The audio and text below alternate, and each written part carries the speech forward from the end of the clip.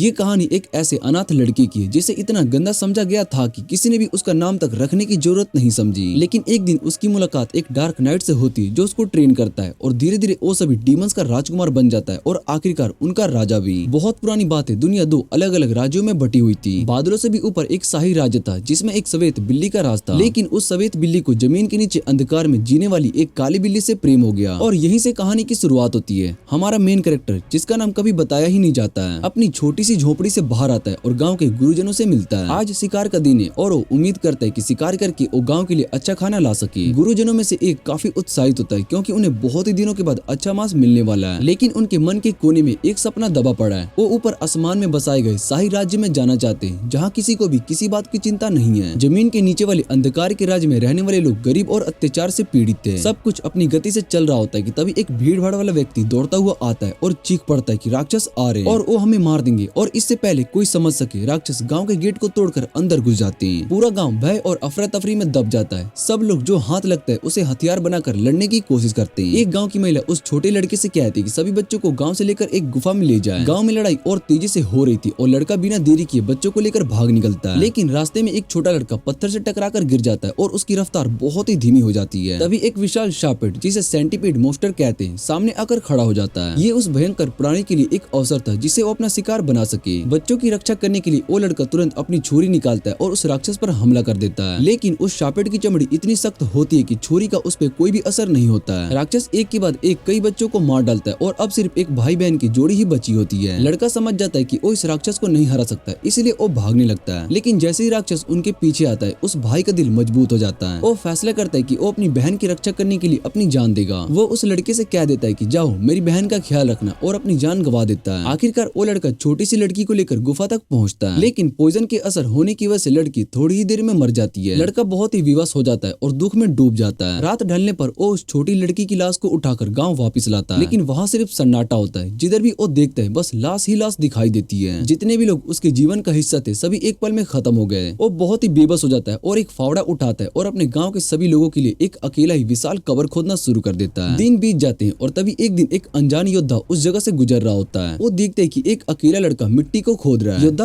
उस लड़के से कहता है कि वो एक गांव की तलाश में था। लड़का सिर्फ एक ही जवाब देता है कि अब वो गांव खत्म हो चुका है। वो योद्धा लड़के के सामने एक रोटी डालता है और वो कहता है कि अगर वो ऐसे ही अकेला मिट्टी खोदता रहा तो एक दिन उसकी भी मौत हो जाएगी। योद्धा अपना नाम बताता है और उसका नाम शेयर होता है। वो उस लड़के के पास बैठ जाता है और उसका नाम पूछता है। लड़का सिर्फ इतना कहता है कि उसका कोई भी नाम नहीं है, गाँव वाले जैसे ही बुलाते थे उसको वैसे बुला सकता है। तो इसके लिए उसके लिए ये भी कोई मायने नहीं रखता है कि स्कार उसे क्या बुलाएगा। फिर लड़का शेर से पूछता है कि अंधकार के राजा ने इतने भयंकर राक्षस दुनिया में क्यों छोड़ रहे हैं। शेर सीधा जवाब देता है कि राजा की अपनी परेशानी है, उसे इंसानों की खुशी जैसे तुच्छ मामले से कोई भी रुचि नहीं है। ये सुनकर लड़का फिर से मिट्टी खोदने लगता है और शेर से कहता है कि वो उसे अकेला छोड़ दे क्योंकि वो नहीं समझ सकता है कि जो उसके साथ हुआ है। बाकी सभी को ये बेकार लगे लेकिन उसके लिए ये एक काम है जो उसे लगता है कि उसे करना चाहिए। लड़का कहता है कि जमीन और आसमान के बीच का फर्क सिर्फ बेकार सोच है। जब इंसान मिट्टी में दफन होता है तो सब कुछ एक जैसा होता है। तब शेर एक तलवार उसके सामने फेंक देता है और कहता है कि इसे उठाओ। एक ठंडी आवाज में कहता है कि इससे बेहतर तरीका है एक बड़ी खबर खोदने की बजाय। लड़का बिना सोचे समझे तलवार उठाता है और कवर को हटाता है। अगली पल शेर उस पर वार करने के लिए आगे बढ़ता है। लड़का बिना किसी हिचकिचाहट के उसके सामने खड़ा हो जाता है। लेकिन शेर एक अनुभवशाली योद्धा है, वो बार बार लड़के की रक्षा को तोड़ देता है। लड़ाई के दौरान स्कार एक बड़ा राज खोलता है कि वो कभी अंधकार का राजा बनने की कोशिश कर चुका था लेकिन वो चुना नहीं गया और मरने जीने की ताकत देने का अधिकार सिर्फ एक व्यक्ति के पास है, अंधकार का राजा। वो लड़के को समझाता है कि अगर उसे सच में देश को संभालना है तो एक रास्ता है कि उसे स्वयं अंधकार का राजा बनना होगा। लड़का धीरे धीरे समझने लगता है कि कोई देवी शक्ति उसकी किस्मत को नहीं बदलने वाली है, उसे खुद अपनी तकदीर को लिखनी होगी। और जोर से चिल्लाता है, मैं राजा बनूंगा चाहे मुझे कुछ भी हो जाए, और फिर अपनी पूरी ताकत का जोर लगाकर शेर की तलवार को हटा देता है। शेर एक अजीब सी हंसी हंसता है जो कि लड़के को थोड़ा परेशान कर देती है। वो कहता है कि उसने ये कभी नहीं सोचा था कि इस अंत में उसके लिए कोई चमत्कार बचा होगा, और कुछ ही पल में वो नीचे गिर जाता है। लड़का तुरंत अपने नए उस्ताद की चिंता करता है लेकिन शेर बस एक मुस्कुराहट के साथ कहता है, मेरा अब समय खत्म हो चुका है। उसके आखिरी शब्दों में एक आदेश होता है। वो लड़के से कहता है कि उसकी तलवार उठाए और राजधानी की तरफ निकले। वहाँ पर उसका एक भवन है। फिर वो एक और बड़े राज को खोलता है कि स्कार असल में शाही परिवार से था और जिस व्यक्ति के हाथ में ये तलवार होती है वही उस वंश का अगला उत्तराधिकारी माना जाता है। स्कार लड़के से कहता है कि इस तलवार को उठाओ और घोषणा करो कि तुम अंधकार के राजा हो और राजा के उत्तराधिकारी भी। फिर वो एक और योद्धा का जिक्र करता है जिसका नाम वेलस होता है और वो कहता है कि तुम उससे जाके मिलो, अगर उसने तुम्हारी तलवार चलाने की कला देख ली तो वो तुम्हारा जरूर साथ देगा। स्कार कहता है वो मानता है कि दुनिया अब सही तरीके से नहीं चल रही है और सब उसे बदलने की जिम्मेदारी जिम्मेदारी लड़के के हाथों में दे देता है। स्कार कहता है कि मैं बहुत ही समय से एक खोखला इंसान था, मेरा अंधकार कमजोर हो चुका है और अब समय आ गया है। और इस तरह से एक नेमलेस लड़का एक नई तकदीर लिखने के लिए तैयार हो जाता है। बोझ से झुका हुआ वो छोटा लड़का स्कार के शरीर के पास आकर रोने लगता है। जैसे ही उसके आंसू जमीन पर गिरते हैं, एक तेज रोशनी की लहर फैल जाती है। स्कार हैरान हो जाता है, जो लड़का अंधकार में पैदा हुआ था उसके आंसुओं में ऐसी रोशनी कैसे निकल सकती है, लेकिन अब देर हो चुकी थी। अपनी आखिरी सांस लेते हुए स्कार बस इतना कहता है कि मैं तुम पर भरोसा करता हूँ। और इसी नए लक्ष्य के साथ वो नेमलेस लड़का अब तय कर चुका था कि उसने अंधकार का राजा उत्तराधिकारी बनना है। एक ऐसी दुनिया बनानी है जिसमें कोई भी दुख ना हो। लेकिन तभी आसमान के ऊपर एक नई भय का जन्म होता है। एक अंधकार की सेना सफेद राज्य की तरफ बढ़ रही थी, लेकिन महारानी हार मानने को तैयार नहीं थी। उसके पास था एक शक्तिशाली अस्त्र, प्रोजेनिटर रून। जैसे ही उसने अपने हथियार का इस्तेमाल किया, एक तेज जादुई रोशनी की किरण बाहर निकलती है और एक ही झटके में दुश्मनों को खाक बना देती है। ये रून किसी भी दूसरे रून से बहुत ही शक्तिशाली थी, इसलिए अंधकार के राक्षस इसके पीछे पड़े थे। लेकिन महारानी आयरिस के वीर सैनिकों ने भी कसम खा ली थी कि वो इसे चुराने नहीं देंगे। सैनिकों की अगुवाई कर रहा था एक वीर योद्धा फ्यूज। उसके साथ थे रोशनी के अन्य योद्धा जो कि अपनी जान की बाजी लगाकर अपनी रानी और रन की रक्षा कर रहे थे। वहीं उसकी छोटी बहन और एक और महान प्रिस्टेस एक्जामा अपनी जादुई शक्ति को उपयोग करके सैनिकों के लिए एक रक्षा कवच बनाती है। अंत में उन्होंने अंधकार के राक्षसों को पीछे हटने पर मजबूर कर दिया। लड़ाई के बाद में महारानी आयरिस वापिस अपने महल की तरफ लौट चुकी थी। फ्यूज का छोटा भाई थियो खुशी से उछल पड़ता है अपने बड़े भाई को देखकर, और उसके साथ ही एक सुंदर और बलशाली प्रिस्टेस एक्सलामा। जैसे ही एक्सलामा उनसे मिलने के लिए जाती है, अपनी छोटी चिंता व्यक्त करती है। उसका मानना था कि महारानी आयरिस अंधकार के राजा को मारने को लेकर शायद से दुविधा में थी। तुम्हें नहीं लगता कि अंधकार भी इस दुनिया के संतुलन के लिए जरूरी है, एक्सलामा पूछती है। लेकिन फ्यूज इस बात को टाल देता है और वो कहता है कि महारानी आयरिस पूरी तरीके से तय है कि वो अंधकार के राजा का पूरी तरीके से नाश करेगी। इधर आयरिस अपने एक पूर्वजनों से मिलती है और उसे अंधकार के अगले हमले की चिंता सताने लगती है। इसलिए वो फैसला करती है कि सेना की ट्रेनिंग और भी कठोर बनाया जाए। इस बीच हम वापिस से उस छोटे लड़के की कहानी पर आते हैं। अंधकार का नया उत्तराधिकारी जो कि अब नए सफर पर निकल चुका है। वो पहुंचता है एक महायोद्धा के सामने, वेलेस के पास। जैसे ही वेलेस उसके हाथ पर शेर की तलवार देखता है, उसका चेहरा एक गुस्से से भर जाता है। वो उसको चोर बोलकर ग्रस्त है और बिना सोचे समझे वो तलवार निकाल लेता है और उसे वापस लेने के लिए उसके ऊपर हमला कर देता है। लेकिन लड़का तुरंत कहता है कि शेर अब इस दुनिया में नहीं रहा। ये सुनकर वेलिस और भी धधक हो जाता है और उसे लगता है कि कहीं इस लड़के ने शेर को तो नहीं हराया। उसका शक मजबूत होता है और वो तुरंत एक ब्लैक मैजिक से वार करता है। लेकिन कुछ ही पल में उसे समझ में आता है कि ये लड़का स्कार का मुकाबला करने के लायक बिल्कुल भी नहीं था। तभी वो उस लड़के से पूछता है कि तो बता तू यहाँ पर क्यों आया है। लड़का अपनी आंखों में एक नया विश्वास लेकर कहता है कि शेर ने मुझे अपना उत्तराधिकारी बना दिया है। उसने मुझे अपनी तलवार दी है और मुझे अंधकार का राजकुमार घोषित किया है। ये सुनकर वेलिस तुरंत अपनी तलवार को अपनी मयान में रख लेता है। उसे समझ में आ चुका था कि ये लड़का झूठ नहीं बोल रहा है और वो चुपचाप उसे शेर की हवेली तक ले जाता है। वापिस से सफेद राज्य में महल में एक्सलामा महारानी आयरिस को एक मंदिर में प्रार्थना करते हुए देखती है। वो मजाक में कहती है कि तुम तो किसी प्रिस्टेस जैसी लग रही हो, रानी जैसी बिल्कुल भी नहीं। फिर वो उससे एक सवाल पूछती है, क्या पूरा अंधकार का राज्य प्रोजेनिटर रून के पीछे पड़ा है। महारानी आयरिस गहरे स्वर में कहती है कि हाँ, लेकिन वो सबसे बड़ा खतरा है। वो खुद अंधकार का राजा है, उसकी भूख कभी भी खत्म नहीं होगी और रून को सिर्फ अपने लिए चाहता है और उसके लोग भूख और शोषण में जी रहे। और इस तरह से एक नए युद्ध की कहानी लिखी जा रही थी, एक ऐसी कहानी जिसमें रोशनी और अंधकार दोनों अपनी जगह के लिए लड़ रहे थे। महारानी आयरिस चाहती कि अगला अंधकार का राजा पुराने समय की तरह संतुलित बनाए रखे। लेकिन जैसे ही और एक्सलामा इस बारे में चर्चा कर रही थी, एक योद्धा दौड़ता हुआ अंदर आता है और चिल्लाकर कहने लगता है कि महारानी पश्चिम राजधानी की ओर से आक्रमण हो चुका है। इस आक्रमण का लीडरशिप कोई और नहीं बल्कि खौफनाक बाल कर रहा था। ये सुनते ही महारानी आयरिस तुरंत एक्सलामा को सैनिकों को तैयार करने के लिए आदेश देती है और फ्यूज को सेना की अगुवाई करने के लिए भेजती है। तभी हम देखते हैं महारानी आयरिस को, जो कि एक भव्य और तेजमय रूप में, जब वो अपनी शक्तिशाली पंखों से आसमान में उड़ती है। एक्सलामा अपनी मनोवैज्ञानिक शक्तियों का उपयोग करके सभी लोगों को संदेश भेज देती है कि मैटिस पश्चिम राजधानी में राक्षसों के अटैक से उलझ रही है। ये सुनते ही सैनिक अपनी तलवारें और ढाले लेकर तैयार हो जाते हैं। उनका एक ही लक्ष्य था, बाल का संपूर्ण नाश करना, लेकिन ये आसान नहीं था। इधर बाल अपनी राक्षसी शक्तियों का प्रदर्शन कर रहा था और वो मैटिस पर तूफानी आक्रमण करता है, जो कि उसके सामने आता है और उसे भस्म कर देता है। वहाँ छुपे हुए जादूगर भी सुरक्षित जगह को ढूंढने लगते हैं, लेकिन बाल उनके गाड़ियों को एक एक करके तोड़ने लगता है। जैसे ही अपनी विशाल पांव से जमीन की सेना को कुचलने वाला होता है, तभी एक जोर से आवाज आती है, रुको। ये आवाज थी एवलोन के नेता महान योद्धा एल्फटीना की। एलांटिया की अगुवाई में एक दल बना जो जादूगर और सैनिकों से मिलकर तैयार किया गया था। एलांटिया अपनी आत्मा और शक्तियों का उपयोग करके बाल पर अटैक करता है। वो 2-3 बार को सही तरीके से उसके ऊपर मार देता है, लेकिन राक्षस पर इसका कोई भी असर नहीं पड़ता है। बाल मुस्कुराता है जैसे वो कह रहा हो, बस इतना ही।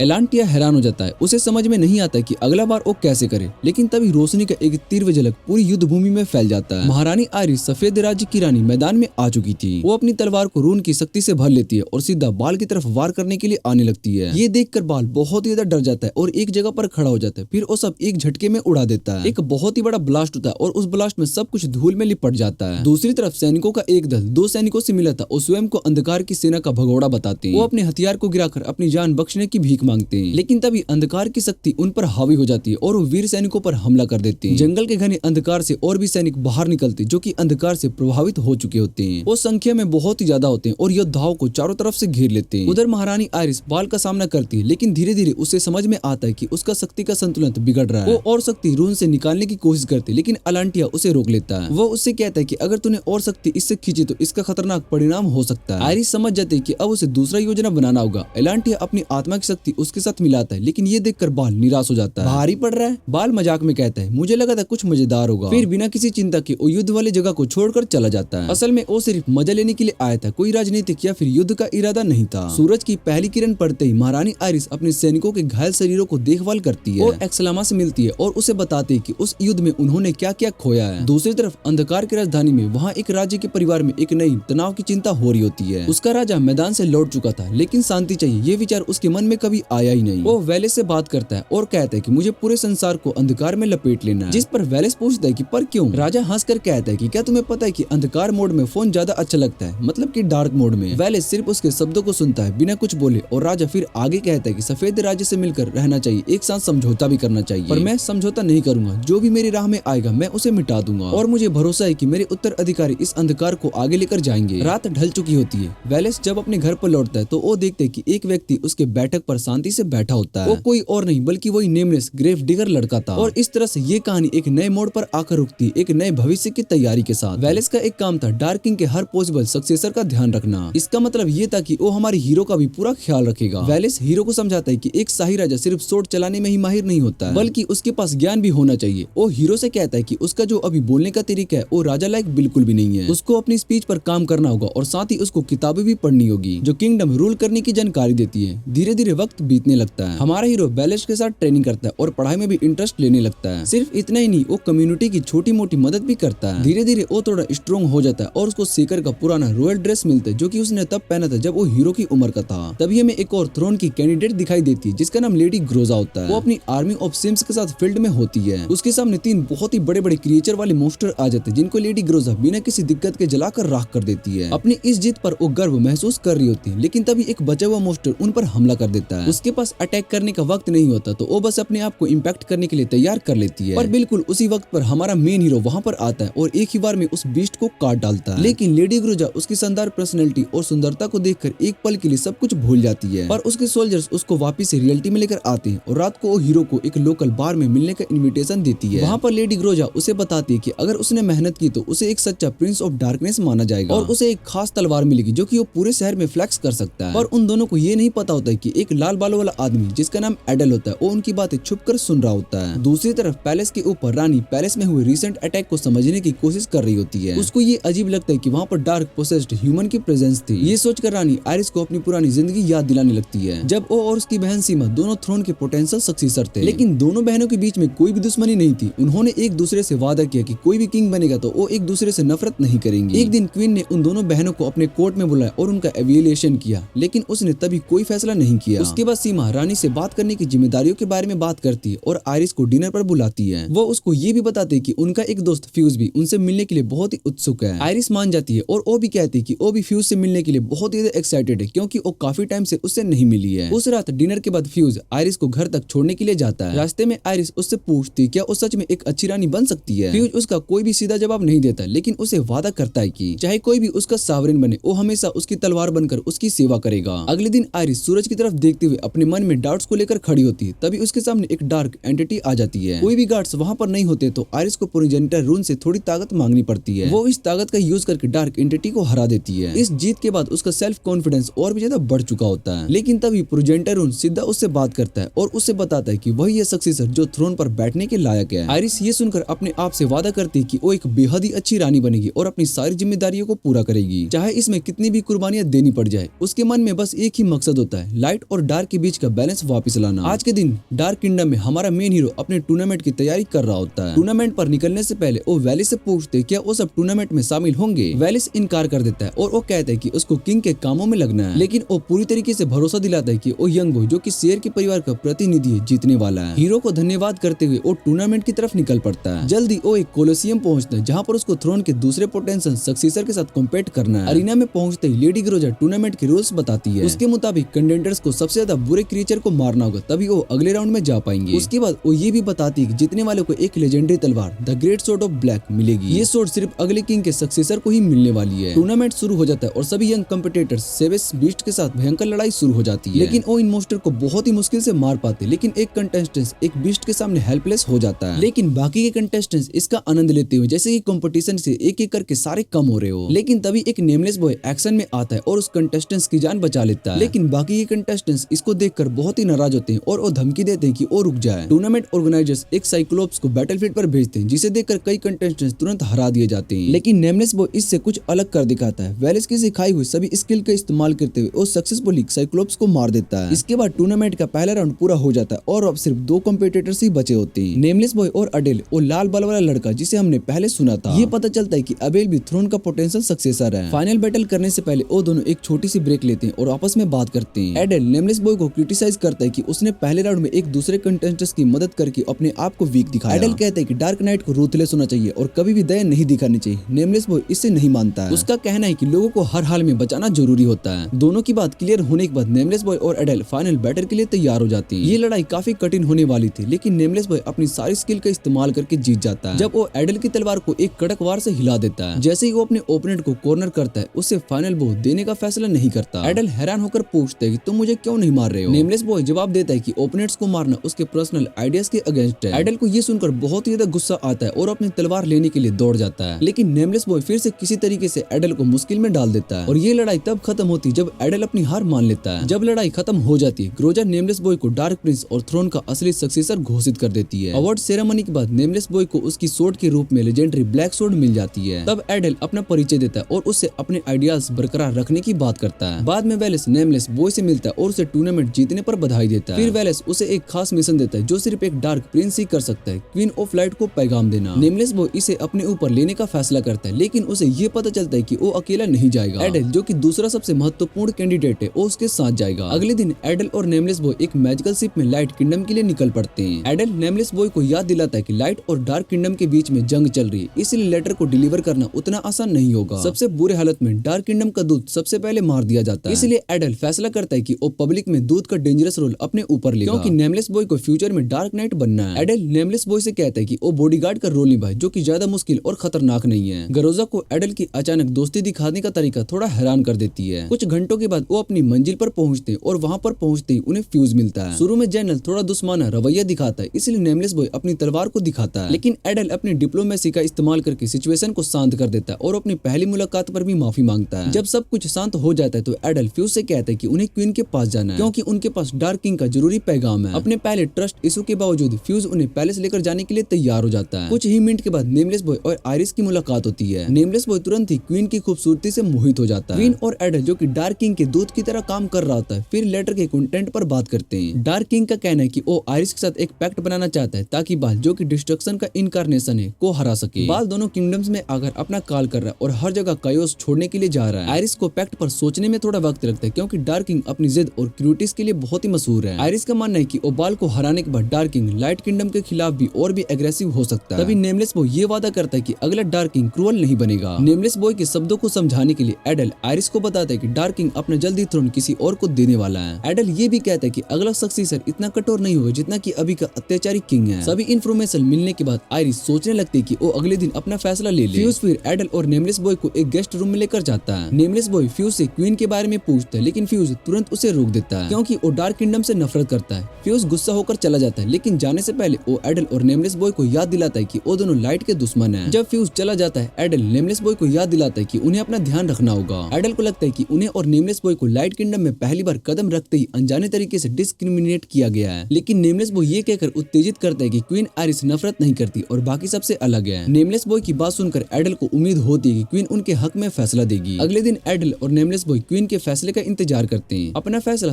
सुनाने से पहले आयरिस नेमलेस बॉय से एक सवाल करती है। ये सवाल एडल को हैरान कर देती है क्योंकि आयरिस पूछती है कि ब्लैक के लोग अलायंस के बारे में क्या सोच रहे होंगे। नेमलेस बॉय जवाब देता है कि डार्क फेयर के लोग अलायंस को स्वीकार करने के लिए इंतजार कर रहे हैं। नेमलेस बॉय का मानना है कि अलायंस डार्क और लाइट किंगडम के दोनों लोगों की मदद कर सकती है। उसका ये दृष्टिकोण सुनकर आयरिस ये फैसला करते है कि वो डार्क से मिलकर बाल को मारने के लिए अलायंस बनाएंगे ताकि दोनों किंगडम्स के लोगों का फायदा हो सके। अगले दिन आयरिस डार्क किंगडम के लिए निकल पड़ती है ताकि डार्क किंगडम के साथ वो नए अलायंस को मजबूत बना सके। लाइट किंगडम पैलेस में फ्यूज सीमा को क्वीन के डार्क किंगडम जाने की बात बताता है। वो ये भी बताता है कि एडल और नेमलेस बॉय को क्वीन के जाने के बाद उन पर नजर रखी जाएगी। सीमा को डर होता है कि क्वीन के एब्सेंस में एडल और नेमलेस बॉय लाइट किंगडम पर हमला ना कर दे, लेकिन फ्यूज सीमा को भरोसा दिलाता है कि वो पैलेस का ध्यान रखेगा ताकि ऐसा कुछ भी ना हो। उसके अलावा फ्यूज को लगता है कि एडल और नेमलेस बॉय काफी ज्यादा फ्रेंडली है। इस दौरान डार्क किंगडम में डार्क की सेना मोबिलाइज होना शुरू होती है। जैसे ही वो बाल से होने वाले सामने के लिए तैयार हो रहे होते हैं, जैसा उम्मीद थी, वेलिस और ग्रोजा को लीडरशिप मिलती है और वो अपनी फोर्स को मोबिलाइज करते हैं। तभी बाल आता है और तबाही मचाना शुरू कर देता है। वेलिस तुरंत अपने सैनिकों को ऑर्डर देता है, लेकिन बाल उनके सोल्जर को मक्खियों की तरह मार डालता है, जो कि वेलिस को बहुत ही हिला देता है और हैरान भी कर देता है।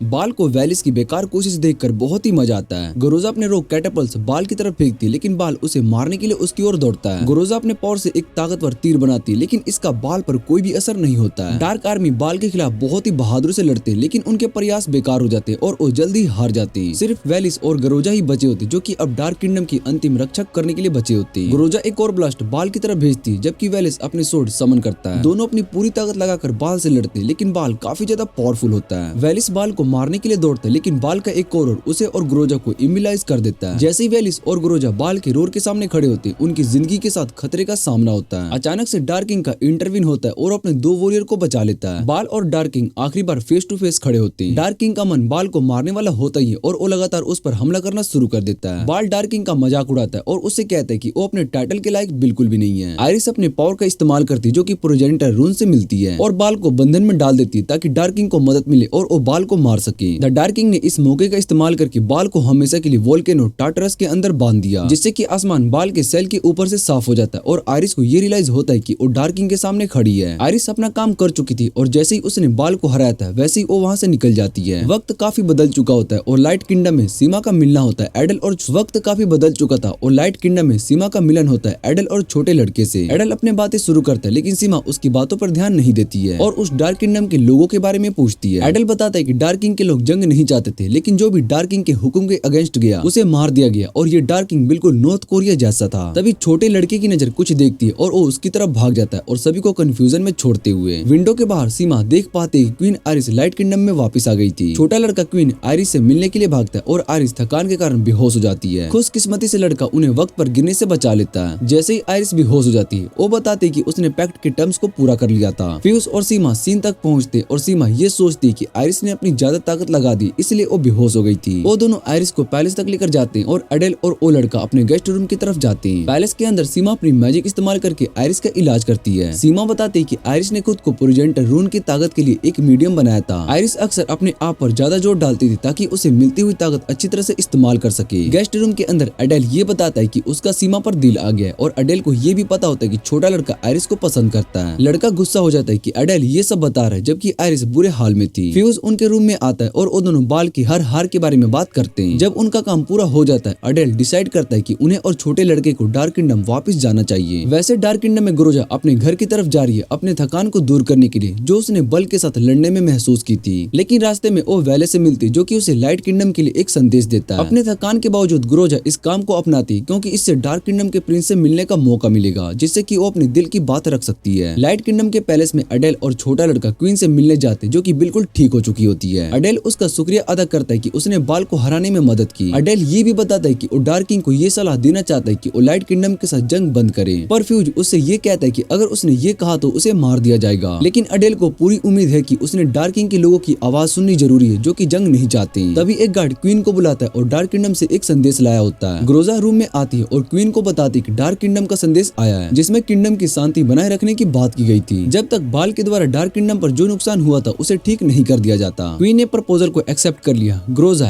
एडल और छोटा लड़का गेस्ट के रूप में लाइट किंगडम में रुकेंगे। क्वीन ने फैसला किया कि वो इन तीनों को लाइट किंगडम में सैर कराएगी। क्वीन ने गेस्ट को थियो से मिलवाया, जो शुरू में थोड़ा डर गया था क्योंकि उसने इन गेस्ट को डार्क किंगडम का दुश्मन समझ लिया था, लेकिन धीरे धीरे वो समझ गया कि छोटा लड़का एडल और ग्रोजा दोस्त हैं। थियो फिर ये दिखाता है कि वो कुछ इंजर्ड स्टार टानाकोस को हील करने की कोशिश कर रहा है, जो कि क्यूट मोस्टर होते हैं। उसका बड़ा भाई फ्रोज हैरान हो जाता है कि थियो हीलिंग मैजिक का इस्तेमाल कर रहा है। थियो बताता है कि उसने सीमा से कुछ मैजिक सीखा है। ग्रोजा ये पॉइंट आउट करती है कि लाइट किंगडम में स्टार टानाकोस बहुत ही अच्छी तरह से बिहेव करते हैं, जबकि डार्क किंगडम में वो बहुत ही ज्यादा शरारती होते हैं। क्वीन खुद की इच्छा व्यक्त करती है कि वो डार्क किंगडम के मैजिकल क्रिएचर से भी मिलना चाहती है। अडेल का कहना है कि डार्क किंगडम के मैजिकल क्रिएचर्स का रंग काला होता है और उनका लुक भी बहुत ही डार्क होता है। फ्यूज हंसकर बताते हैं कि डार्क के लोग खुद भी सिर से लेकर ऊपर तक पूरे काले पहनते हैं। अडेल फिर भी ये कह देता है कि लाइट किंगडम के लोग सफेद रंग के ड्रेसेस पहनते हैं। दोनों हंस पड़ते हैं कि इन दोनों किंगडम के बिल्कुल अपोजिट साइड फैशन स्टाइल है। ग्रोजा फिर से सजेस्ट करती है कि वो अपने ड्रेसेस को एक्सचेंज करेंगे और सीमा इस आइडिया को एक्सेप्ट कर लेती है। फ्यूज और अडेल सबसे पहले ड्रेसेस को एक्सचेंज करते हैं। फ्यूज का स्लीपर बिल्ड विजिबल हो जाता है अडेल के ड्रेस में, जो कि थोड़ा दिखावा करने लायक हो जाता है। अडेल दूसरी तरफ आर्मर पहनने के लिए उतना एक्साइटेड नहीं होता है। सीमा और आयरिस के बीच में चॉइस करते हुए ग्रोजा डिसाइड करती है कि वो आयरिस के साथ अपना ड्रेस एक्सचेंज करेगी, लेकिन सीमा ग्रोजा को बताती है कि एक मैसेंजर को क्वीन का ड्रेस नहीं पहना जा सकता है, इसलिए ग्रोजा अपना ड्रेस आयरिस को दे देती है और खुद को टॉवल से ढक लेती है। ग्रोजा का ड्रेस आयरिस पर थोड़ा लंबा हो जाता है क्योंकि आयरिस ग्रोजा से बहुत ही पतली होती है। सीमा फिर ग्रोजा के साथ अपने ड्रेसेस को एक्सचेंज कर लेती है और फिर वो दोनों बाहर जाकर मेल्स के ओपिनियन लेने के लिए जाते हैं। अडेल छोटे लड़के को शोल्डर पर उठाकर अपना पिक चूज करने के लिए कहता है और लड़का शर्माते हुए एक एम्बिगुअस जवाब देता है, जो कि सभी चीज कहने लगते हैं। और आयरोनिकली फ्यूज, जो कि नाइट कमांडर है, वो सबसे हार जाता है। जैसे ही सबको भूख लगती है, सीमा सजेस्ट करती है कि वो सभी मिलकर डिनर करेंगे। सीमा एक मील को कुक करती है और ग्रोजा भी कुछ खाना लेकर आती है, जो कि डार्क नाइट किंगडम से आई थी। अडेल को लाइट किंगडम का खाना थोड़ा प्लेन लगता है। छोटा लड़का और ग्रोजा भी इस बात पर एग्री कहते हैं, ये कहकर कि इसमें और थोड़ा मसाला होना चाहिए था। आयरिस, थियो, फ्यूज और सीमा ग्रोजा के खाने को टेस्ट करते हैं और पाते हैं कि वो एक्स्ट्रा सैल्टी है। सीमा समझ जाती है कि डार्क किंगडम का खाना बहुत ज्यादा मसालेदार होता है। छोटा लड़का फिर ग्रोजा के खाने को सीमा के खाने के साथ मिक्स करता है और वो डिश उसके टेस्ट के हिसाब से बहुत ही परफेक्ट हो जाती है। बाकी सभी टेबल पर ये एक्सपेरिमेंट फॉलो करते हैं और वो सभी ये देखकर सरप्राइज हो जाते हैं कि डार्क और लाइट किंगडम का खाना मिलाकर एकदम परफेक्ट ब्लेंड हो गया। जब मील खत्म हो जाता है, फ्यूज और सीमा कमेंट करते हैं कि आयरिस का हैंड पिक विल्ड ग्रीन भी खाने में बहुत ही टेस्टी होता है। आयरिस फिर प्लान करती है कि वो कल सभी को वाइल्ड ग्रीन कलेक्ट करने के लिए भेजा जाएगा। ग्रोजा छोटे लड़के को देखकर थोड़ा जलन महसूस करती है जब वो आयरिस के लिए अपना प्यार व्यक्त करने लगता है। रात को ग्रोजा पैलेस के हॉल में घूमती है और वो देखती है कि छोटा लड़का इतनी देर रात तक जाग रहा है। वो उसे अपने विचार सुनाने के लिए कान देने का ऑफर करती है। क्वीन आयरिस की विनम्रता से प्रभावित होकर छोटा लड़का ये बताता है कि उसे अब ये समझ में आ गया कि क्वीन आयरिस भी अब किसी आम इंसान की तरह ही है। ग्रोजा उसे कहती है कि वो भी किसी आम इंसान की तरह है। फिर वो ये वादा करती है कि जब तक वो प्रिंस है वो उसके साथ रहेगी और जब वो नया डार्क किंग बन जाएगा तब भी वो उसकी मदद करती रहेगी। छोटा लड़का ग्रोजा के सपोर्ट के लिए शुक्रिया अदा करता है और अगले दिन दोनों ग्रुप्स एक एडवेंचर प्लान करते हैं। इस बार जंगल में वाइल्ड वेजिटेबल इकट्ठा करने के लिए एडल एक मजेदार ट्विस्ट सजेस्ट करता है। वो कहता है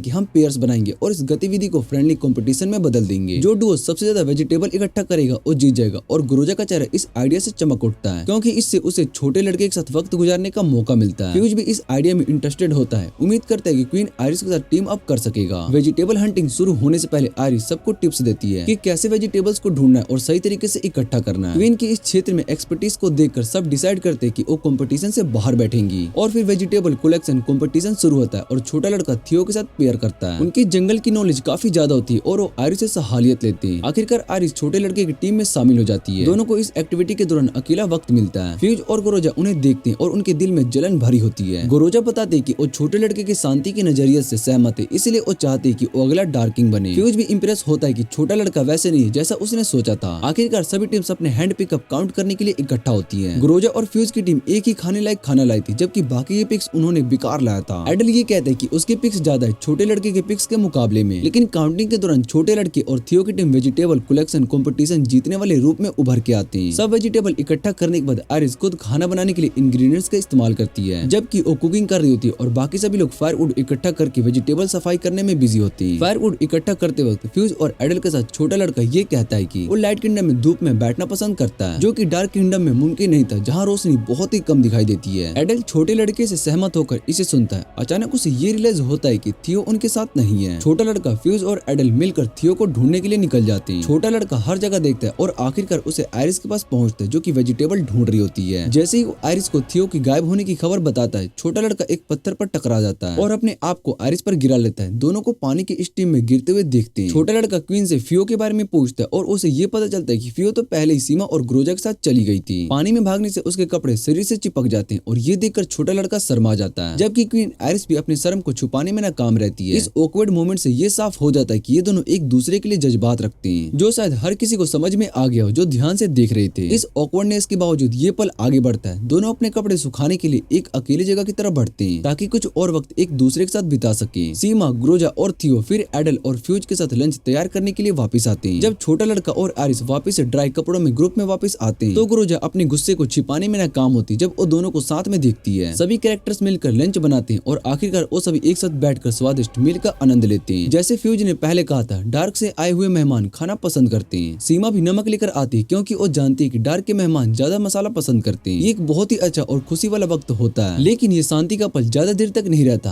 अगले दिन डार्किंग छोटे लड़के और उसके दोस्तों को तुरंत डार्किंग वापस जाने का हुक्म देता है। जैसे ही वो जाने के लिए तैयार होते हैं, आयरिस एडल को एक लेटर देती है। लेटर में डार्क और लाइट किंगडम के बीच का एक फ्री ट्रेड का प्रस्ताव लिखा होता है। एडल तुरंत इस पैगाम को लेकर अपने किंग तक पहुंचाने का फैसला करता है, लेकिन फिर अचानक उसका व्यवहार बदल जाता है और वो कहता है कि डार्क किंगडम में रोशनी की कमी है जो आयरिस के राज के कारण हो रहा है, जिससे कि जमीन उदास और बेकार हो गई है। आयरिस इसका जवाब देते हुए कहती है कि ये बस दुनिया का प्राकृतिक रूप है। तभी एडल का व्यवहार अजीब हो जाता है और वो क्वीन के बारे में, एलिटिस्ट लाइफस्टाइल के बारे में लेक्चर देने लगता है। फिर वो एक दैत्य में बदल जाता है और क्वीन पर वार करता है। छोटा लड़का तुरंत अपनी तलवार निकालता है और आयरिस को बचाने के लिए अपने साथी को ही मार डालता है। छोटे लड़के को तेजी और जलवा मूव्स को देखकर आयरिस बहुत ही हैरान हो जाती है। ये घटिया घटना के बावजूद छोटा लड़का फैसला करता है कि अब उसे जबरदस्ती पकड़ लिया गया है और उसे प्रिजन में डाल दिया जाता है, जहाँ पर वो अपने एक्शन के नतीजे सोचता है। क्लोज से पीटने के बाद छोटा लड़का प्रिजन में अपने घटिया फैसले के बारे में सोचने लगता है। वो समझता है कि उसने अपने जज्बात के तहत अपने साथी को मार दिया जब उसने देखा कि आयरिस की जान खतरे में थी। जेल में रहकर वो अपने एक्शन के को सीक्वेंस को समझने की कोशिश करता है। थोड़ी देर के बाद थोड़ी देर के बाद आयरिस, जो कि अब एक सफेद बिल्ली में बदल गई थी, डंजन में छोटे लड़के के पास आती है। वो अपनी मैजिक यूज करके उसके जेल के लॉक को तोड़ती है और उसको एग्जिट की तरफ ले जाती है। धीरे धीरे दोनों एक क्लिप पर पहुंचते हैं जहां पर उस लड़के को अपनी तलवारें अचानक से मिल जाती है। तभी सफेद बिल्ली वापस से अपनी असल रूप में आ जाती है और वो आयरिस थी। पहले तो लड़का ये देखकर बहुत ही हैरान रह जाता है, लेकिन फिर उसे याद आता है कि ये तो एक फैंटेसी दुनिया है, तो उसका शौक होना धीरे धीरे चला जाता है। दोनों हाथ मिलाते जो कि एक तरफ से उनकी एकता का प्रतीक होता है और ये इमोशनल मोमेंट भी होता है। लड़का वहाँ पर खड़ा होकर वादा करता है कि वो भी शांति के लिए लड़ेगा, बिल्कुल आयरिस की तरह। वो अपने इंटेंशन को क्लियर करता है जो पहले उसके गुस्से की वजह से गलत समझे गए थे। फिर वो अपनी असली पहचान बताता है कि वो प्रिंस ऑफ डार्कनेस है और वो वादा करता है कि एक दिन वो अपने आइडियल्स को पूरा करेगा। आयरिस भी वादा करती है कि वो उसका इंतजार करेगी और उसके शांति के सपने में पूरा सपोर्ट भी करेगी। लेकिन उनका ये पीसफुल मोमेंट सिर्फ कुछ ही पलों का मेहमान होता है। अचानक लाइट किंगडम के सोल्जर्स वहाँ पर पहुंच जाते ताकि उस लड़के को गिरफ्तार कर सके। आयरिस बिना किसी झिझक के उससे कहती है कि भाग जाओ। एक आखिरी बार हक करने के बाद लड़का अपनी तलवारें उठाता है और तभी एक स्काई शिप वहाँ पर पहुंच जाता है जो कि उसे लेने आया होता है। लड़का बिना टाइम वेस्ट के शिप पर चढ़ जाता है और वहाँ से निकल जाता है। वापस अपने डार्क किंगडम पहुंचकर वो लड़का एक नए इरादे के साथ तैयार होता है। दूसरी तरफ आयरिस भी अपनी जगह पर लौटती है और उसके मन में बस उस लड़के के बारे में ही सोच रही होती है। तभी उसके किंगडम पर एक नए खतरे का साया मंडराने लगता है। एक झुंड भयंकर डार्क बीस्ट का, जो कि शायद से डार्क किंग ने भेजे थे, किंगडम पर अटैक कर देते हैं। आयरिस बिना देरी किए अपने एडवाइजर को हुक्म देती है कि किंगडम के सभी वॉरियर्स को एक साथ इकट्ठा किया जाए। इसी बीच फ्यूज का एक सोल्जर अपनी ड्यूटी से कुछ समय के लिए छुट्टी मांगता है। वो कहता है कि उसे आयरिस के लिए एक स्पेशल दवाई को ढूंढना है क्योंकि उसके हिसाब से आयरिस की हेल्थ ठीक नहीं लग रही थी। आयरिस उसे भरोसा दिलाने की कोशिश करती है कि वो जल्द ही ठीक हो जाएगी और ये भी बताती है किंगडम की रक्षा के लिए उसका वहाँ पर रहना बहुत ही जरूरी है। लेकिन फ्यूज उसकी बात नहीं मानता है। वो उसकी इजाजत के बिना निकल जाता है और सीधा एल्टिनिया के पास पहुंचता है जो कि एक एल्फ किंग है। दोनों लाइब्रेरी में खड़े होते हैं जहाँ पर फ्यूज अपनी चिंता एलांटिया के सामने रखता है। एलांटिया बताता है कि पहले वाली बैटल में आयरिस काफी ज्यादा वीक हो चुकी थी और खास करके उसकी बाल के साथ जो लड़ाई हुई थी। फिर वो एक और बड़ी बात बताता है कि आयरिस की मैजिकल पावर तो वापस आ चुकी है, लेकिन उसकी बॉडी की वो मैजिकल नर्व्स अभी तक रिकवर नहीं हो पाए जो पावर को ट्रांसमिट कर सके। इस वजह से उसका मैजिक सही से काम नहीं कर रहा है। लेकिन एक सोल्यूशन है। एलांटिया एक मिस्टीरियस एलिमेंट के बारे में बताता है जिसका नाम है प्योर सोल। ये एक रेयर एनर्जी जो कि किसी भी रिमोट केव में पाई जाती है। इसके पास एक स्पेशल एबिलिटी है, ये किसी भी इंसान की मैजिकल एनर्जी को पूरी तरीके से हील कर सकती है। एलांटिया और फ्यूज बिना समय वेस्ट किए लाइट किंगडम के कैपिटल से निकल जाते हैं। उनका मिशन एक ही है, उस केव तक पहुंचना और प्योर सोल को ढूंढकर आयरिस को देना ताकि वो एक बार फिर से अपनी पूरी ताकत को वापस ला सके। दूसरी तरफ लड़का अब आयरिस से अलग होने के बाद फिर से डिटरमाइन डिटरमाइंड हो जाता है कि वो एक दिन उससे फिर मिलेगा। ये सोचकर वो अपनी ट्रेनिंग को और भी ज्यादा इंटेंस कर देता है। हमें दिखता है कि वो वेलिस के साथ प्रैक्टिस कर रहा होता है। तभी वारोसा वहाँ पर आती है और उसे बताती है कि डार्क किंग ने उसको कुछ क्रिएचर से लड़ने के लिए भेजने का ऑर्डर दिया है। वेलिस को शक होता है कि शायद ये सिर्फ एक बहाना है ताकि उस लड़के को बिजी रखा जा सके। थोड़ी देर के बाद वेलिस सीधा डार्क किंग से मिलता है और उसको रिपोर्ट देता है कि सारे ट्रॉप्स रेडी हैं और लाइट किंगडम पर अटैक करने के लिए तैयार हैं। लेकिन लड़के को इन सब प्लान्स के बारे में कुछ भी खबर नहीं होती। जब वो कैपिटल से निकलता है तो रास्ते में उसका सामना एक डरावने इविल बिस्ट से होता है, लेकिन ग्रोजा की मदद से वो सभी को एक एक करके हरा डालता है। कुछ देर के बाद उसकी नजर एक डार्क किंगडम की शिप पर पड़ती जो कि लाइट किंगडम की तरफ बढ़ रही होती है। लेकिन तभी आसमान से एक झुंड उड़ते हुए क्रिएचर उन पर अटैक कर देता है। लड़का अपने आप को बचाने में सफल हो जाता है, लेकिन ग्रोजा झुक जाती है और उसका बैलेंस बिगड़ जाता है। वो सीधा एक क्लिफ के नीचे गिरने लगती है और ये देखकर लड़का बिना सोचे समझे उसे बचाने के लिए आगे बढ़ता है। लेकिन बदकिस्मती से वो दोनों क्लिफ के एज पर लटक जाते हैं। जैसे ये सभी प्रॉब्लम्स अभी काफी नहीं थी, तभी एक डरावना डीमन वहाँ पर अपीयर हो जाता है। लड़का बिना किसी हिचकिचाहट के सीधा उस बीस्ट पर टूट पड़ता है। ये एक डायरेक्ट मूव होता है, लेकिन लड़के की हिम्मत और डिटर्मिनेशन को दिखाता है। दूसरी तरफ लाइट किंगडम की क्वीन आयरिस भी उतनी हिम्मत दिखाती है। डार्क किंगडम की बड़ी आर्मी सामने खड़ी होती है, लेकिन आयरिस बिना डरे सीधा बैटलफील्ड में उतरने का फैसला करती है। लेकिन वो अकेली नहीं है, सीमा और उसके मैजिकल वॉरियर्स भी उसके साथ कदम में कदम मिलाकर लड़ने के लिए तैयार हो जाती है। बैटल और भी ज्यादा इंटेंस होती जा रही होती है और डार्क किंगडम के मॉन्स्टर्स एनपीसी मैजेस को मारने वाले होते हैं, लेकिन सीमा लास्ट मोमेंट पर आके सभी को बचा लेता है। जब ये बैटलफील्ड में छाया होता है तभी जनरल फ्यूज और एल्फ किंग एलांटिया अपनी एक अलग मिशन पर होते हैं। दोनों एक अजीब और भयानक कैब में एंटर होते हैं। थोड़ी देर में उन्हें एक डेड एंड मिलता है, लेकिन एलांटिया को पता होता है कि ये जितना दिख रहा है उतना सिंपल नहीं है। वो अपना एक एरो निकालता है और एक और एरो फ्यूज को दे देता है। फिर बिना टाइम वेस्ट किए एलांटिया एरो को छोड़कर केव के रूप पर मार डालता है। एरो से जुड़ी रोप उसे ऊपर खींचती है और तभी एक सीक्रेट पैसेज दिखाई देता है। फ्यूज भी एलांटिया की तरह ऊपर चढ़ने की कोशिश करता है, लेकिन बेचारा एक लूज रोप पर पैर रख देता है जिससे कि वो गिरने वाला होता है। लेकिन एलांटिया तुरंत उसे खींच लेता है और दोनों सेफली पैसेज तक पहुंच जाते हैं। रास्ते में अंधेरा होता है, इसलिए दोनों अपनी पूरी गार्ड अप रखते हैं। तभी एलांटिया एक मैजिक पावर मैग्नीफाइंग ग्लास मिलता है। हाँ, मैग्नीफाइंग ग्लास, और इसके थ्रू उसको एक और हिडन पैसेज दिखाई देता है। फिर एलांटिया अपने सीक्रेट ट्रिक निकालता है और उसके पास कुछ मेकशिफ्ट बम होते जो कि उसने रून की पावर से स्टोर किए हुए होते हैं। फ्यूज और एलांटिया मिलकर सामने के पाथ को ब्लास्ट कर देते जिससे कि एक सुंदर लेकिन टेरिफाइंग क्रिस्टलाइज्ड एरिया दिखाई देता है। एलांटिया अपना स्टाफ यूज करके एक मैजिकल पैटर्न क्रिएट करता है जिससे कि एक नया पाथ का रास्ता खुलता है और फिर वही चीज मिल जाती है जिसके लिए वो यहाँ पर आए थे, एक रेडिएंट ड्रॉप जो कि क्वीन के लिए एक हीलिंग उपचार थी। फ्यूज बिना सोचे समझे उस ड्रॉप को लेने के लिए आगे बढ़ता है, लेकिन एलांटिया उसे रोकता है। वो उसे वॉर्न करता है कि ये प्योर सोल वाली एनर्जी इतनी पावरफुल है कि बिना किसी सुरक्षा के इसे हैंडल करना इम्पॉसिबल है। ये प्रूफ करने के लिए एलांटिया एक छोटा सा पत्थर उठाकर उस पानी में फेंकता है और जैसे ही पत्थर पानी को छूता है वो तुरंत एक्सप्लोड हो जाता है। ये देखकर एलांटिया फ्यूज को एक और सावधानी देता है, लेकिन फ्यूज ये सब सुनने के लिए टाइम नहीं होता है। आयरिस वहाँ पर दूर कहीं हर सेकंड वीक होती जा रही होती है और उसके पास कोई ऑप्शन नहीं होता है। वो बिना किसी हेजिटेशन के पानी में सीधा कूद जाता है और रेडिएंट ड्रॉप्स अपने हाथ में उठा लेता है। एलांटिया ये देखकर बहुत ही हैरान हो जाता है कि ये आदमी किसी भी रिस्क को बिना डरे ले रहा है। अब जबकि हीलिंग मेडिसिन उन दोनों के पास होती है, दोनों बिना किसी देर के वापस किंगडम कैपिटल की तरफ निकल पड़ते हैं। बैटलफील्ड पर आयरिस अपनी पूरी शक्ति और हौसले के साथ डार्क किंगडम के सोल्जर से लड़ रही होती है। उसके फाइटिंग स्किल बहुत ही लाजवाब होते हैं, लेकिन दुश्मन की ताकत इतनी ज्यादा होती है कि वो धीरे धीरे थकने लगती है। एक एक करके वो हर एक इन्वेंटर को गिराई जा रही होती है, लेकिन दुश्मन रुकने का नाम नहीं ले रहे होते हैं। उसकी सांसें बहुत ही तेज चलने लगती है और हालत भी बहुत ही बुरी होने लगती है, लेकिन वो हार मानने का नाम तक नहीं ले रही होती है। सीमा और कुछ और मैजिक्स की मदद से वो एक पावरफुल मैजिक बैरियर बनाती है जो कि पूरे लाइट किंगडम को कवर करता है। जैसे शील्ड एक्टिवेट होता है, आयरिस की सारी एनर्जी खत्म हो जाती है और वो जमीन पर गिर के बेहोश हो जाती है। दूसरी तरफ डार्क रिले में लड़का अपनी खुद की जंग लड़ रहा होता है। एक हॉर्नेट बीस्ट के खिलाफ ग्रोजा दूर से अटैक करने की कोशिश करती है, जबकि लड़का बिना सोचे सीधा मॉन्स्टर पर टूट पड़ता है। बैटल इंटेंस होती है, लेकिन लड़का बिना अपने इनक्रेडिबल स्किल बीस्ट को एक ही फाइनल स्ट्राइक में हरा देता है। उसका चार्ज ब्लेड जमीन को तोड़कर पॉइंटेड रिएप्चर क्रिएट करता है जो कि सीधा बीस्ट को चीर डालती है और इसी के साथ लड़का इस बैटल का विजेता बन जाता है। वो ग्रोजा का शुक्रिया अदा करता है, लेकिन सच बोला जाए तो असली MVP तो वही था। विक्ट्री मोड में ग्रोजा तुरंत एक सेलिब्रेशन डिनर का आइडिया देती है और लड़का बिना सोचे समझे मान भी जाता है। दोनों शाम को सुकून भरे माहौल में बैठकर खाना खा रहे होते हैं। तभी लड़का एक पल के लिए रुकता है और आयरिस से किए हुए वादे को याद करता है। वो कॉन्फिडेंटली कहता है कि ये प्रॉमिस उसकी सबसे बड़ी प्रायोरिटी है और चाहे वो कितना भी इम्पॉसिबल क्यों ना लगे। ग्रोजा उसके पास आकर सॉफ्टली पूछती है कि वो फ्यूचर में आगे क्या करना चाहता है, लेकिन बात बढ़ते बढ़ते एक शॉकिंग मोमेंट पर आ जाती है। ग्रोजा खुद अपने दिल की बात कह देती है। वो अपने इमोशन कन्फेस करती है कि वो लड़के से प्यार करती है, लेकिन जैसे ही वो लड़के के आंखों में देखती है उसे समझ में आता है कि लड़के के दिल में सिर्फ एक ही लड़की है, क्वीन आयरिस। ये समझने के बाद ग्रोजा का दिल टूट जाता है और वो शर्माती हुई आंखों के साथ भाग जाती है। लेकिन चाहे उसका दिल टूट गया हो, ग्रोजा फिर भी उस लड़के की मदद करना चाहती है।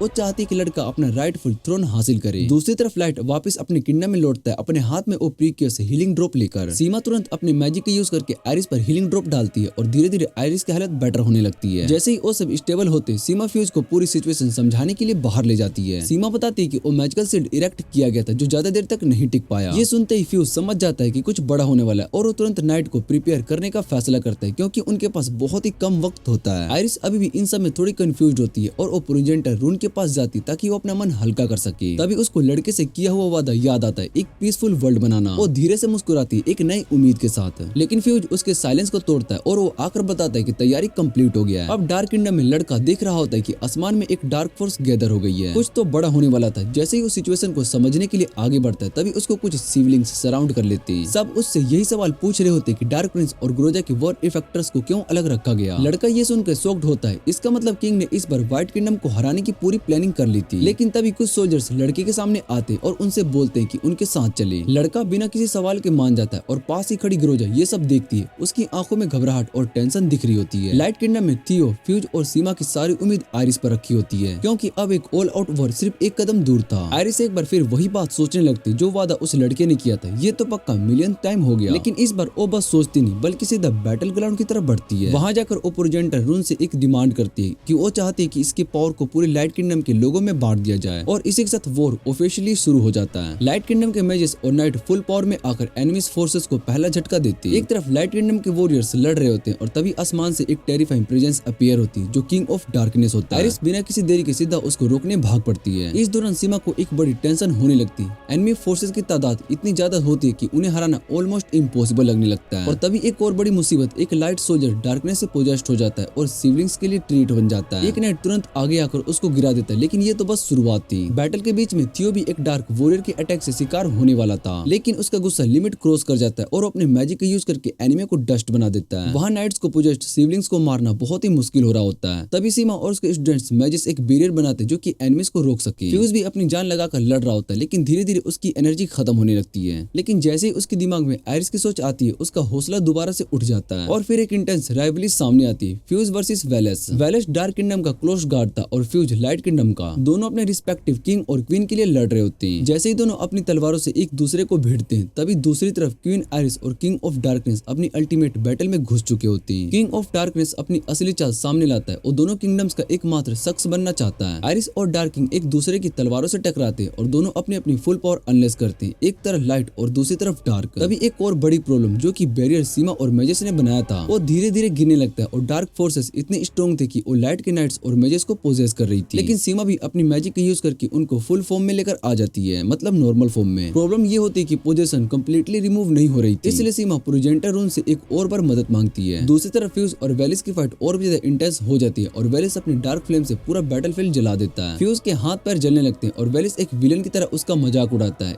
इतना वीक होने का क्या फायदा। और वहीं किंग ऑफ डार्कनेस भी आयरिस से स्ट्रॉन्ग साबित होता है। एक ब्रूटल अटैक में वो आयरिस को जमीन पर फेंक देता है। आयरिस जो कि पहले थक चुकी थी अब डिस्परेट होने लगती है। सीमा भी अपनी लास्ट एनर्जी का यूज कर चुकी थी और जैसे ही वो प्रोजेंटर रून से मदद मांगती है तो कोई रिस्पॉन्स नहीं मिलता। लेकिन सीमा हार नहीं मानती। उसी वक्त आयरिस भी वहाँ पर गुजरती है और अपनी बहन सीमा को हिम्मत न हारने की मोटिवेट करती है। फिर आयरिस बताती है कि अब एक ही चांस है वॉर को जीतने का। वो सारे मैजिस को इकट्ठा करती है और गियर ऑफ फेट का इस्तेमाल करती है जो कि 7 पावर में से एक थी। लेकिन एक शॉकिंग ट्विस्ट, कुछ भी नहीं होता है। होप धीरे धीरे खत्म होने लगती है। डार्क किंग धीरे धीरे सीमा और आयरिस की तरफ बढ़ने लगता है। सीमा तुरंत डिसीजन लेती है, वो आयरिस को भेजती प्रोजेंटर रून के पास। आयरिस सीधा वहाँ से भाग जाती है और अब सीमा डार्क किंग के सामने अकेले खड़ी होती है। डार्क किंग एक पल का भी वेट नहीं करता है, सीमा पर एक हैवी अटैक छोड़ता है और सीमा पूरे जोर से लड़ने की कोशिश करती है। लेकिन सिर्फ एक ही अटैक में डार्क किंग ने उसको पूरी तरीके से ओवरपावर्ड कर दिया था। डार्क किंगडम के अंदर यंग बॉय को डार्क सोल्जर अडेल सामने लेकर जाता है। जैसे ही उसको देखने लगता है उसके चेहरे पर सरप्राइज लिखा होता है। अडेल जिंदा है, पर ये कैसे हो सकता है? उसने तो पहले अडेल को खत्म कर दिया था। अडेल एक हल्की सी हंसी हंसता है और वो बोलता है कि मैं एक पोटेंशियल हैत है, इतनी आसानी से कैसे मर सकता हूँ। लेकिन बॉय को एक और चीज डिस्टर्ब करती है। अडेल ने पहले क्वीन आयरिस को मारने की कोशिश क्यों की? अडेल बिना किसी हेजिटेशन के सच बता देता है कि आयरिस को मारना डार्क किंग की इच्छा थी। लेकिन सबसे डेंजरस बात तो अब आई, अडेल ये कहकर बॉय का मजाक उड़ाता है कि ये सब तो और अच्छा हो गया क्योंकि लाइट किंगडम ऑलरेडी तबाह हो गया और ऊपर से डार्क किंग इकलौता शख्स बनने का इरादा रखता है। वो के अंदर का गुस्सा लिमिट क्रॉस हो जाता है, बस बहुत हो गया। वो बिना सोचे समझे अपनी तलवार खींच लेता है। लेकिन तभी अडेल की बॉडी डार्कनेस से भर जाती है और धीरे धीरे वो मोस्टर फॉर्म में बदलने लगता है, पूरा अंधेरा लिपट के एक राक्षस। वो तुरंत अडेल पर अटैक करता है लेकिन समझ जाता है कि ये बैटल इतनी आसान नहीं होने वाली है। अडेल एक तेज पर्पल एनर्जी बीम छोड़ता है लेकिन वो किसी तरह उससे बच जाता है। अडेल एकदम से अटैक करके डैश करता है लेकिन वो उसके वार को रोक देता है और अडेल पीछे गिर जाता है। दोनों अब एक दूसरे से बार बार टकरा रहे होते हैं और एक अटैक दूसरा अटैक ब्लॉक कर रहा होता है। बॉय अपनी तलवार को फुल पावर में चार्ज करता है और एक भयंकर स्लैश मार के जमीन को फाड़ देता है। स्पाइक्स निकलकर एडल की तरफ बढ़ते हैं, लेकिन ये क्या,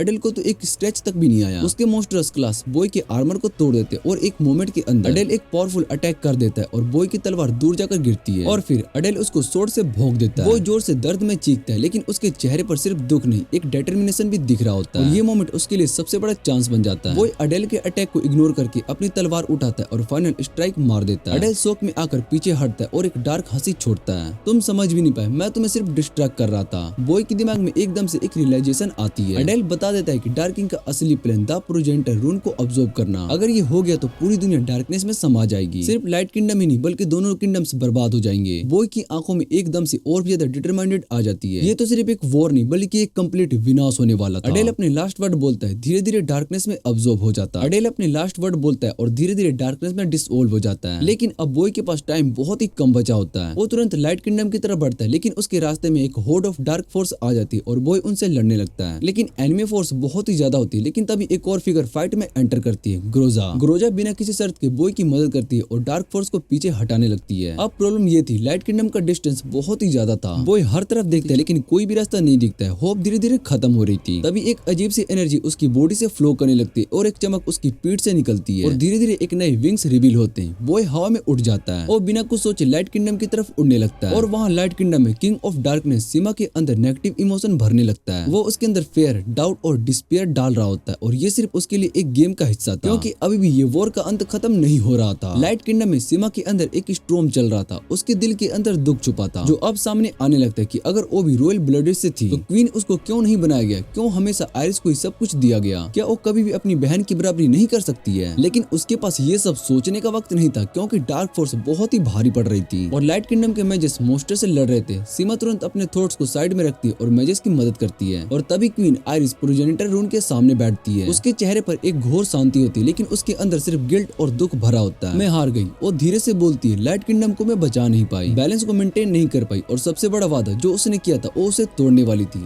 आंखों में आंसू गिरने लगते हैं। वो सिर्फ एक ऑप्शन देख सकती थी और वो ऑप्शन उसकी कुर्बानी मांग रहा था कि अगर ये किंगडम नहीं रहा तो डार्क किंगडम भी नहीं रहेगा और रबिंग शुरू हो चुका था। अगर ये किंगडम नहीं रहा तो डार्क किंगडम भी नहीं रहेगा। बॉय फाइनली किंगडम तक पहुंच चुका होता है, लेकिन जैसे ही उसकी नजर किंगडम पे पड़ती है उसके चेहरे पर सिर्फ एक शौक बन जाता है कि आखिरकार यहाँ पर ये सब चल क्या रहा है और हो क्या रहा है, मुझे कुछ समझ नहीं आ रहा है। उसका दिल तेजी से धड़कने लगता है। उसको एक बुरा एहसास होता है, आयरिस रुक जाओ। वो पूरी ताकत से दौड़ते हुए रॉयल टेंपल की तरफ बढ़ता है, लेकिन बहुत ही देर हो चुकी थी। क्वीन आयरिस अपनी पावर को प्रोजेंटर रून में इंजेक्ट कर चुकी थी और लाइट किंगडम धीरे धीरे खुद को तोड़ने लगता है। जमीन फटने लगती है, बिल्डिंग्स बिखर जाती है और एक चमक भरी रोशनी पूरे आसमान में फैलने लगती है और डार्क किंग एकदम से हिचकिचाने लगता है। लेकिन जैसे ही उसको रियलाइजेशन होता है उसके चेहरे पर एक गुस्से भरी चीख निकलती है, आयरिस तुम ये क्या कर रही हो। पर अब पीछे हटने का कोई भी रास्ता नहीं था। फ्यूज पूरे बैटल का सीन देख रहा था और उसकी आंखों में सिर्फ एक ही इमोशन था, नफरत, दुख और डिप्रेशन का। और वो मन ही मन में बोल रहा होता है, नहीं आयरिस ऐसा मत करो। वो अपने घुटनों पर गिर जाता है और एकदम से टूट जाता है और तभी दूर से डार्क किंगडम में ग्रोजा लाइट किंगडम का तबाही का सीन देखती है और उसके चेहरे पर बस शोक लिखा होता है और वहीं थी वो डर के मारे भागने लगता है। उसको सिर्फ अपनी जान बचानी थी और इसी बीच बॉय फाइनली टेंपल पहुंचता है और जैसे ही उसकी नजर आयरिस के आंसू भरे चेहरे पर पड़ती है उसका दिल एकदम से रुक जाता है। वो सब कुछ समझ जाता है। आयरिस मुस्कुराती है लेकिन उसकी आंखों में सिर्फ दुख होता है। माफ करना,